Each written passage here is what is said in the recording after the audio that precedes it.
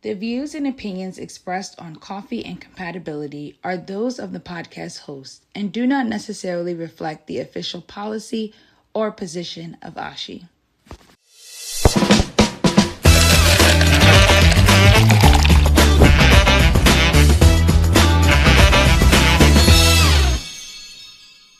Welcome back, everybody, to Coffee and Compatibility. Today, we are excited to continue this series where we are able to highlight remarkable pillars with careers in histocompatibility and immunogenetics. To help us do that today, we have a very special guest. Joining us is Wendy Leong, a clinical laboratory scientist at Stanford Healthcare with decades of experience in HLA.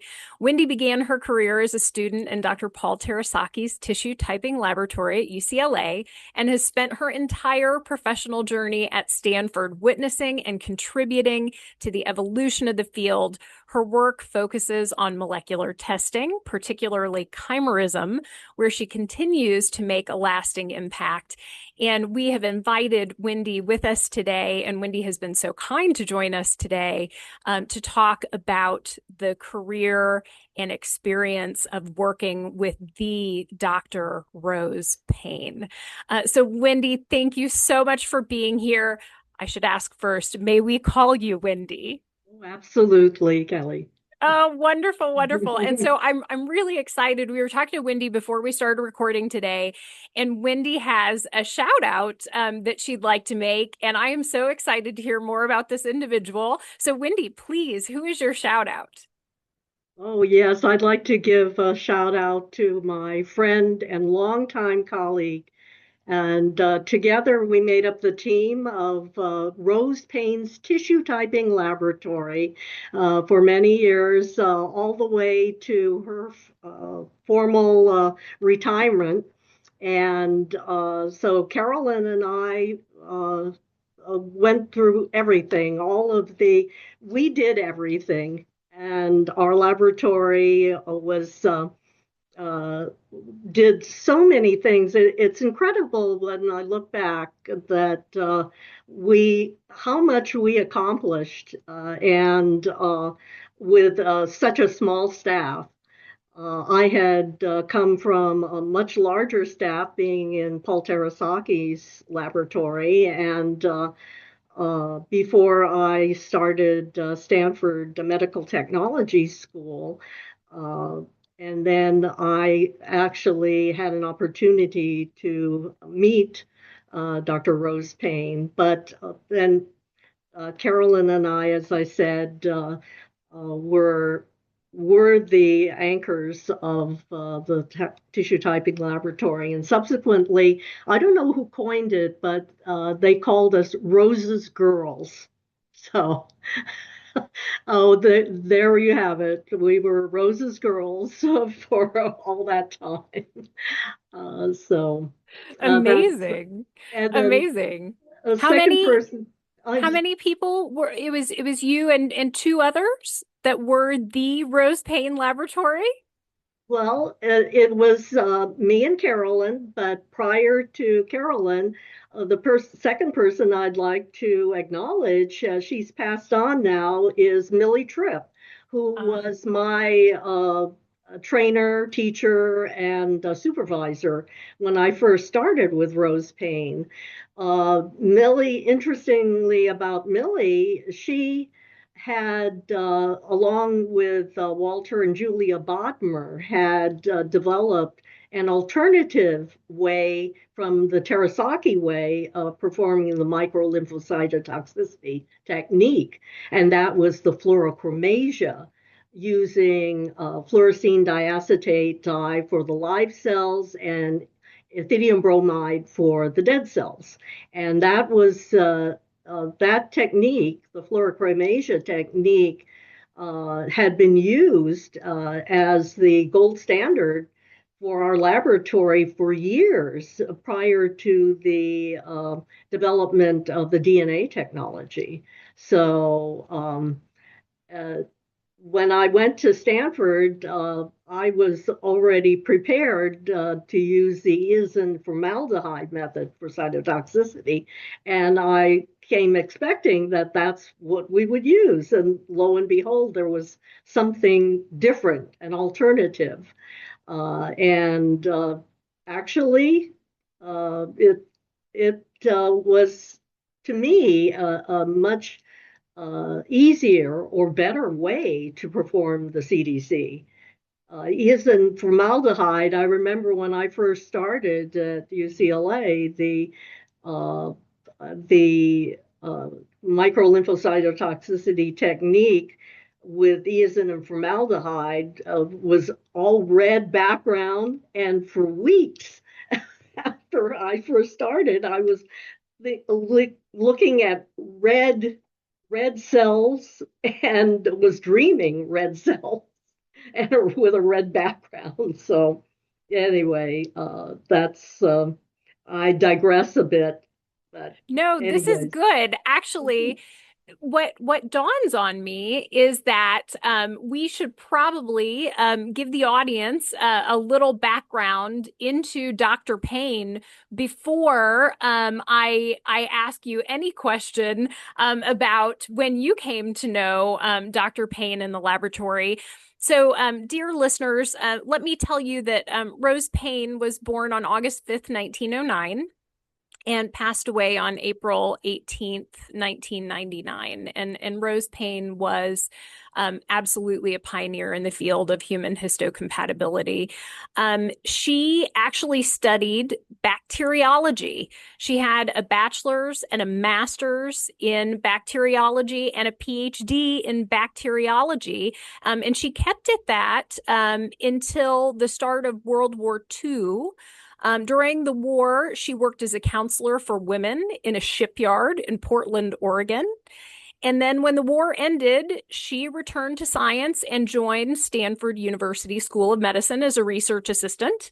She continued there, becoming a senior scientist and a director of the tissue typing laboratory, which now our laboratories do so much more than that.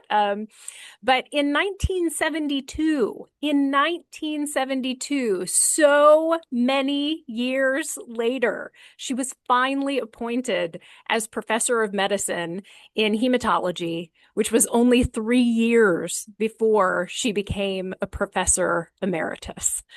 So her official retirement meant nothing. She was still very actively involved in research and teaching and doing amazing things.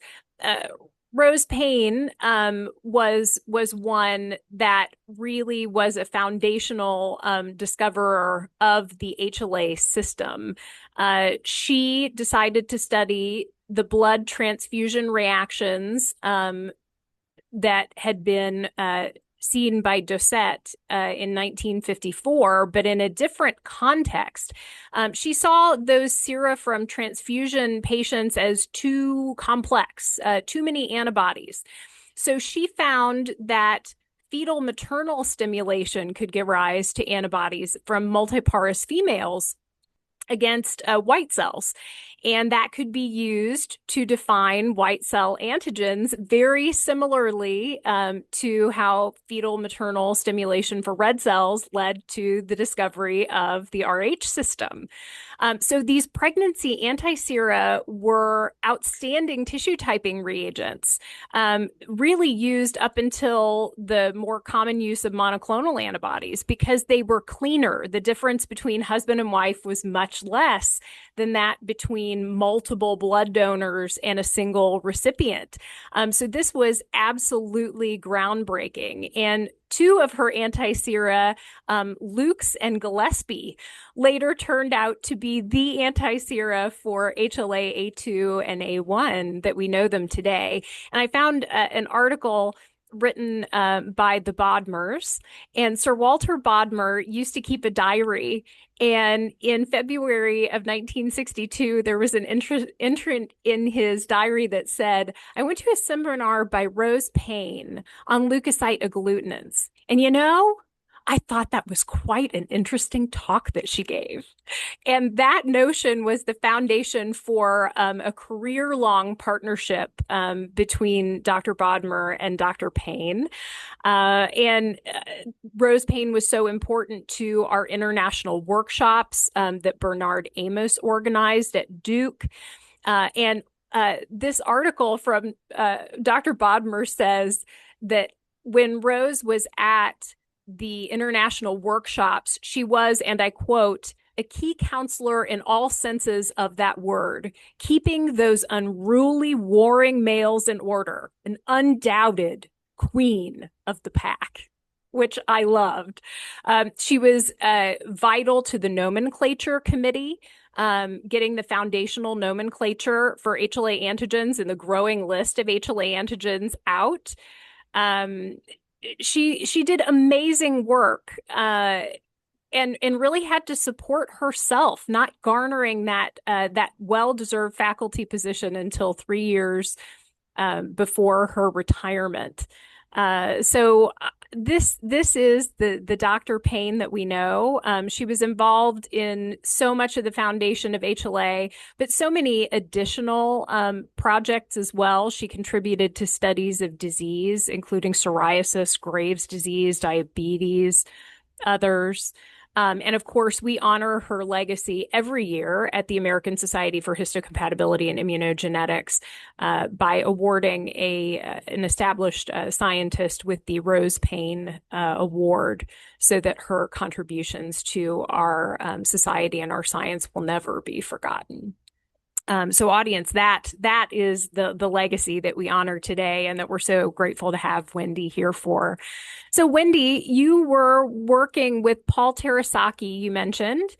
How did it come to you to work with Dr. Payne? How did this opportunity arise?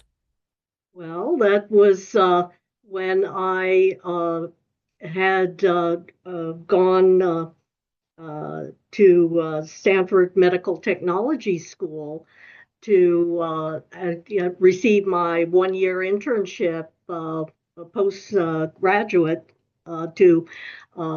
from my baccalaureate to certify as a California medical technologist. So during that training year, we had 2 weeks that was allotted to us to seek out independent study. Well, having known about Rose Payne and Rose Payne being right at Stanford, I had gone to her office to ask to speak to her. And so she had accepted my request. And so I stayed for 2 weeks, those 2 weeks in her laboratory to learn how she did the tissue typing. And it was a really interesting experience. So then upon graduation from medical technology school, I made a visit to her laboratory.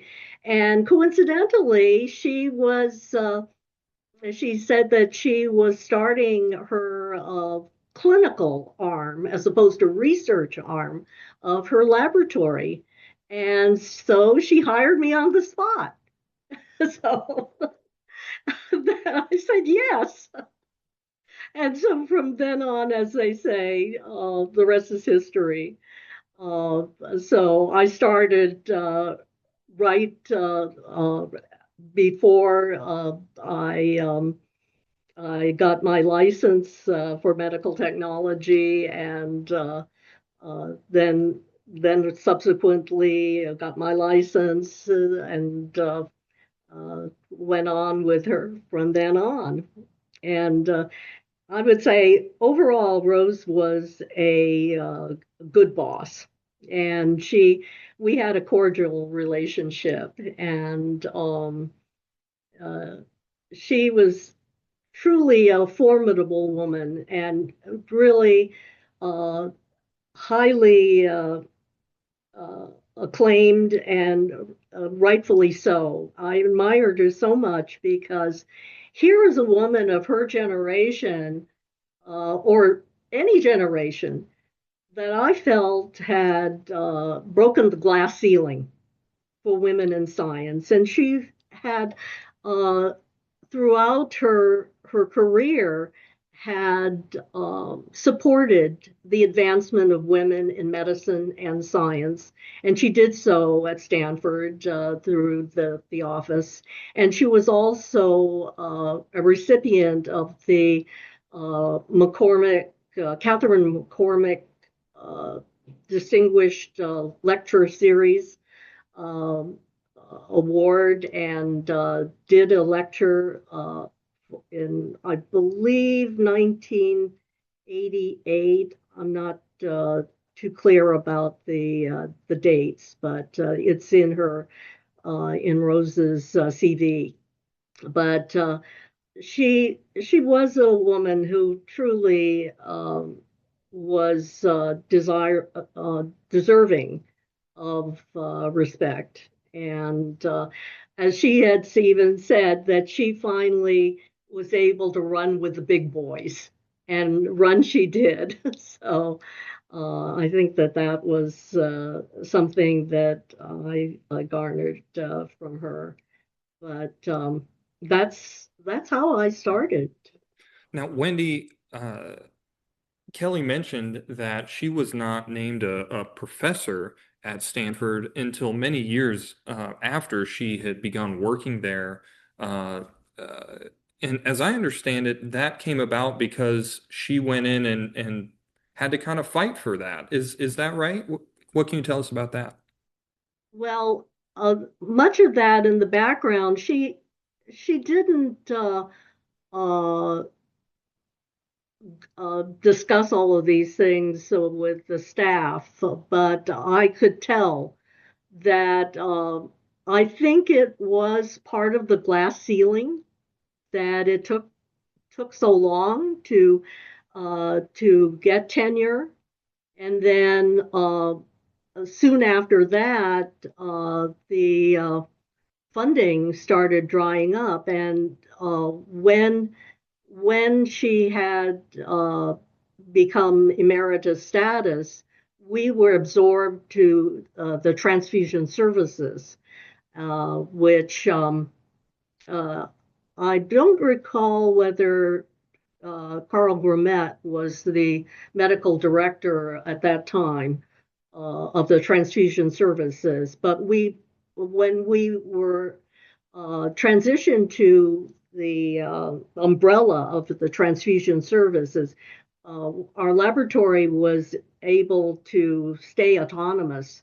And that's when uh, we were still participating in the international workshops. We were still screening and preparing reagent grade antisera from the multiparous women who gave birth at Stanford. And also, we continued with work on amassing a repository of typing cells and panel cells for tissue typing, and for further elucidating the antibodies and the screening process. So it was a sustaining system that we had. And but as far as her the logistics of how why she had taken so long, I think it was a reaction to the times. And as I said, it was tremendously important for her, or important for the field as well, that she was able to retain her laboratories at Stanford, in spite of what she had to go through. Yeah, it's quite incredible, I think, to juxtaposition where we are today and how far it has come. Still room for improvement, obviously. But something that sort of catches my eye, Wendy, is you touched on how you left college and went straight to Dr. Payne's lab. And so as you were like learning the like on the real world job experience, so to speak, with Dr. Payne, how was that experience? How was the sort of teaching, learning from her experience for you? Well, it was very impactful, and this is one thing about Rose. She had high standards, and she ran a tight ship, and she didn't brook any nonsense, and she really, I think that that's one of the things that kept me in the field, and also my colleague Carolyn in the field. That there was a lot of work to do, and it was challenging work. It was innovative, cutting edge in medical technology, and much of what on the job training, we knew what we had to do. Rose gave us a lot of latitude in the day-to-day operations of the field or the job, and we just did it. And it just uh, when I think of those early days, it I'm just in awe of what we did. We literally did everything from freezing cells, doing the typing, plating the typing trays, even to glassware washing and autoclaving. And uh, in those formative years like that, uh, just having the overall approach of what it takes to run a laboratory and to how to do the no nonsense science and the having a good work ethic. Those are things that I carry on today in my work. And um, it also included not only the training and the analysis of the sera and keeping the repository of sera and cells. Those those are solid foundational things that have served me a good stead all these years. Wendy, Dr. Payne had a lot of collaborators throughout her career. Who do you remember seeing her work really hard with, and on what project, if you can recall? Well, certainly the Bodmers, they would come by, and during the workshops that they went over the analyses of the antisera and um, the the characterization of the antibodies. Also, Carl Grumet, Carl Grumet, Dolly Tyan, uh, they were very instrumental in the work that we did in the laboratories. Henry Ehrlich uh, had come by quite often. Peter Parham and Francis Brodsky had come by. Um, we had guests from international uh, laboratories, and it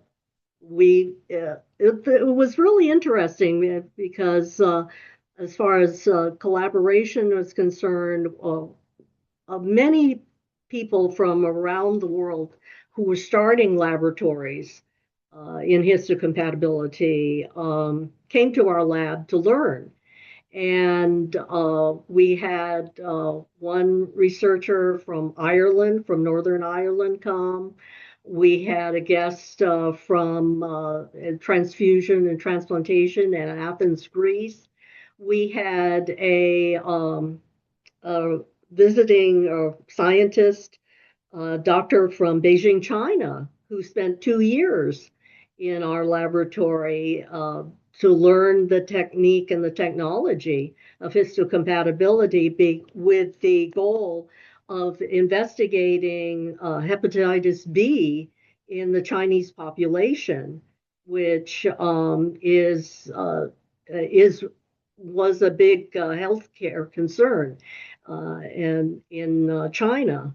So it was as far as specific people. I think the key people, as I just mentioned, uh, who came through to the laboratory were the primary people. We got to know or be introduced to the who's who of histocompatibility. I Most know, of the and Wendy, research. it's fascinating, right? I mean, I think that the exposure to like the who's who of the history of histocompatibility and immunogenetics, right? But something that stands out that you've touched on a couple of the stories that you've told us is the sort of mentor and leadership that Dr. Payne showed you and your colleagues and some of the collaborators you just touched on that are coming to visit her and you in the lab and like learn different techniques. And I wonder if you want to touch on, how and what that has meant to you as you've sort of progressed in your own career, having had that exposure to the like people coming to the lab and having that sort of this is how to run a lab, as you sort of mentioned. Mhm. Well, yes, it was very impactful, and I feel very privileged to have been in this unique position because, as I said, that it was so impactful on my career and my desire to stay in histocompatibility because when we were, it was really exciting to uh, be screening for all of the antisera and the characterizations.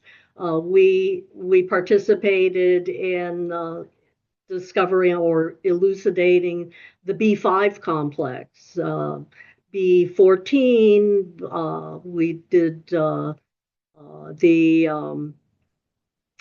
what's the some of the other B15, A9.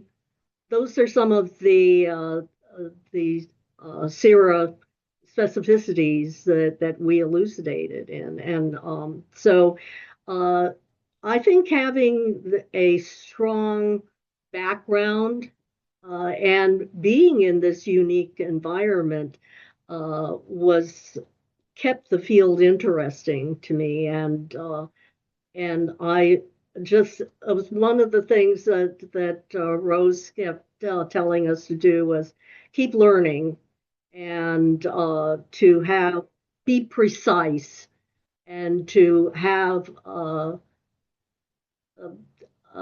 no sloppy science was one of the things that she said, and just having some of the uh, I don't know whether you could call it folksy or just uh, some life lessons. She had uh, some sayings that have kept me going all these years. One was the she said, "If you don't ask, you don't get." And I thought, oh, this is one something that is really worth knowing. Another famous saying that she had, or what I felt was significant, was, "It's a great life if you don't weaken." And the corollary I've heard from other sources, many other sources, but Rose is saying that growing old is not for sissies. So things like that have been impactful. Just keeping good scientific habits has, as I said, lasted me in good stead all of this time. And you have been in great stead this whole time, because I want to brag on you for just a moment, which would be a moment too short, because there's a lot to brag on. But I was mentioning when we were chatting prior to recording that I found such a lovely article that Stanford Blood Center wrote about you on June 8th, 2023. We're going to try to link it to the episode posting as well, so that our audience can read a little bit more if they'd wish as well. And it's called Wendy Leong, 50 Years on Team SBC. And it was to celebrate Wendy's 50 years with Stanford, her 50-year career, which, wow, like what a milestone. Clearly like indicating a certain level of drive, ambition, patience, grace, and expertise that so few people attain during their careers. Congratulations on such an amazing career in histocompatibility and immunogenetics, on being part of these like formative discoveries in the field. You have seen it all. And I'm sure that in the present, you notice, we're in a unique time, in unique settings, things change. And I think it's wonderful to look back to the pillars of our field, such as Dr. Payne, such as Paul Terasaki, such as yourself, and kind of wonder to myself in certain circumstances, like, what would these people have done? How would they have handled this situation? Do you have any parting pearls of wisdom or advice that you personally, or that you feel Dr. Payne would have really wanted the technologists and directors of today and tomorrow to keep at the forefront of their minds, to be the best they could be, to have your level of success and career greatness? Well, thank you very much, Kelly, about that, talking about that. I look back and I look at the qualities that Rose had, she was not only, she had a keen intellect, she had an innate curiosity and perseverance, hands down. Rose really, regardless of things that have happened to her in the past, so like we know that it took so long for her to get tenure, and then to have had to go through all of that she had to do, and with an amazing history she had done. As I said, I so admire her for being in her generation to have, or any generation, to have broken through the glass ceiling for a woman in science was just really remarkable. But in conclusion, I think that keep learning, be disciplined and principled, and no sloppy science. That's a perfect place to end our discussion today. Wendy, thank you so much for being with us and for helping us honor the accomplishments, the life, and the legacy of Dr. Rose Payne. Thank you so much. The mother of HLA. Step up your leadership game with the ASHI Leadership Essentials webinar series taking place April 22nd, April 29th, and May 6th from 12 p.m. to 2 p.m. Eastern Daylight Time. Designed for current and aspiring laboratory supervisors and managers in histocompatibility and immunogenetics, the ASHI Leadership Essentials webinar series gives you the tools to strengthen leadership, streamline lab operations, and tackle real-world challenges with confidence. ASHI is pleased to announce that the Leadership Essentials webinar series program has officially met the requirements for ACHI approval. Participants can earn up to 6 contact hours or 0.9 continuing education credits for the full webinar series. Whether you're a newly promoted manager, an experienced team lead, or an administrator responsible for lab operations, quality, or compliance, this series is your next big step toward professional growth. Don't miss out on the chance to lead with impact. Register now for the ASHI Leadership Essentials webinar series and take your laboratory leadership to the next level. Welcome back, everybody, to Tech Talk. Today, we're spotlighting David Bone, Senior Technologist and General Manager at the London Health Science Centre. David is the recipient of the Drs. Vipin and Bhuma Bayana Award for Excellence in Laboratory Medicine, recognizing his outstanding contributions to laboratory practice and leadership. David's dedication to advancing clinical laboratory operations and supporting patient care exemplifies excellence in the field of histocompatibility and immunogenetics. David, thank you for your commitment, leadership, and continued impact on laboratory medicine. And if you'd like to nominate a technologist or spotlight recognition, email info@ashi-hla.org with their story and why they deserve to be featured. Thanks again, David. If you need career advice or advice on how to deal with something happening in your lab, visit our podcast page at ashi-hla.org/page/Ashi podcast, or you can email us at info@ashi-hla.org and write the TEA in the subject line. Also, I want to turn some of those quotes. I know we're being recorded. I'm still going to say it. Some of those quotes. Sloppy science needs to be an ASHI t-shirt. Sloppy Wendy, science for real needs to be an ASHI t-shirt. We'll give it away at the annual meeting. There's definitely there could have been Rose Payne memes, Rose Payne t-shirts. That's what I'm saying. Like she would have been like a major meme factory. Oh my God. She would have been big on the socials. Big on the socials. That opportunity is right in front of us. I mean, it's. Mm-hmm. I mean, Gloria, can we get a mock-up of no sloppy science and just like quote Rose Payne underneath it? Because I don't know if she has a descendant we need to get approval from, but I think we need to turn this into a t-shirt.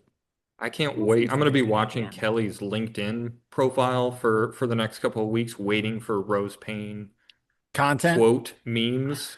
That's going to be fantastic. That's actually a pretty good idea. We should do that. Well, okay. On a serious note, what did you all think of the interview here today? I mean, it's a life, it's a legacy. I enjoyed talking to Wendy. You can still feel the glow of her time and her experience at Stanford, and her time with Dr. Payne. And, in prepping for this episode and reading a lot of articles that others have written about Dr. Payne, you can just, her impact is so much more even than her discoveries. And I think Wendy highlighted it too. A big part of her impact was giving people a training ground. She said yes to people. People sought her out and she collaborated with them. Her laboratory was an open door, a place for discovery. We should all be so lucky to have the opportunity to do that. But man, think about I've got these 2 weeks. I'm going to reach out to Rose Payne. Wow. Of all the she, people. Of course, right? immediately said yes. But I think the lesson's there though, right? The lesson is, I think some of this we as an ASHI still continue to this day though, right? The trying to accept everyone and trying to teach rather than keep it in silos and spread the information. And, I think taking away how important is mentoring and leadership from, director to a technologist to directors. The directions are relevant to me, and understanding how we can do better science, I think, is one of the things that we've all sort of strived to continue from that. And, it's just a perfect characterization of how you can embody that into one icon.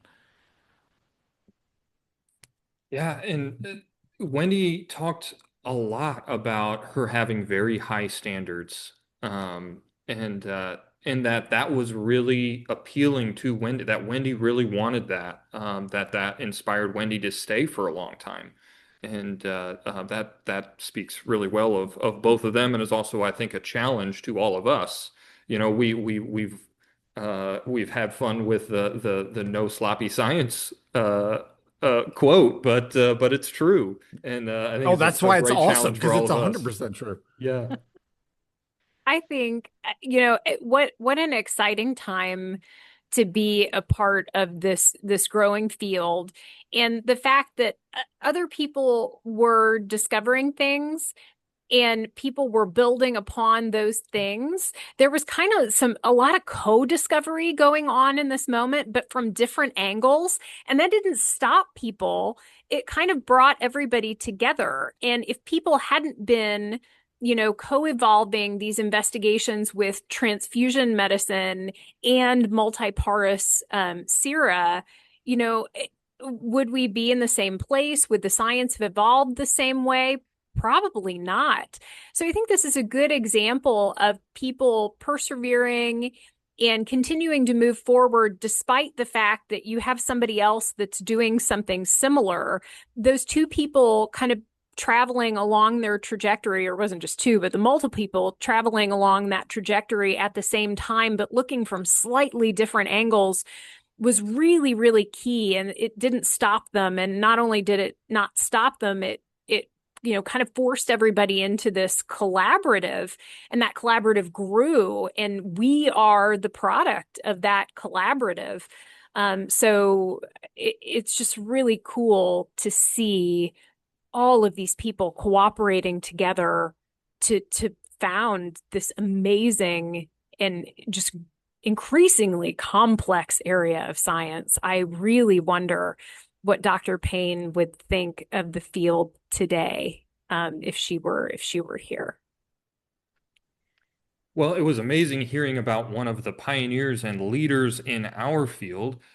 For those of you who are listening and want to step up your leadership skills, don't miss the ASHI Leadership Essentials webinar series. That's happening April the 22nd, the 29th, and May the 6th. It's perfect for new and experienced lab managers. The series helps you strengthen leadership, streamline operations, and tackle real-world lab challenges with confidence. So you won't want to miss that series. All the details and registration links. Yeah, tell us about it, Eric. No, I mean, the deets are going to be in the episode description, so feel free to click that and register as you see fit. And subscribe to ASHI HLA YouTube channel. Don't forget that for clips, updates. Follow ASHI on the socials. Get all the latest technology-focused content. We've got it here for you. All right, guys. Until next time. Bye.